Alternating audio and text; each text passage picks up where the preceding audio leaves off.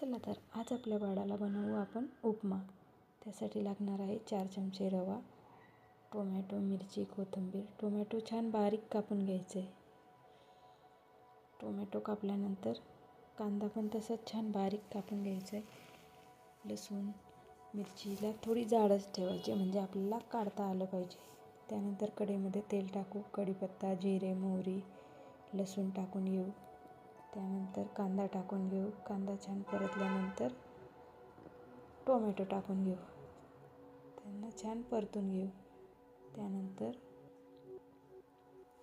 थोडी हळद टाकू. त्यानंतर चवीप्रमाणे मीठ टाकून घेऊ. त्यानंतर रवा टाकून घेऊ त्यामध्ये आणि छान प्रकारे भाजून घेऊ. त्यानंतर भाजल्यानंतर त्यामध्ये गरम पाणी टाकायचे. त्यानंतर थोडी कोथिंबीर टाकून घेऊ. बघा झाला आपला उपमा तयार. द्या आपल्या बाळाला.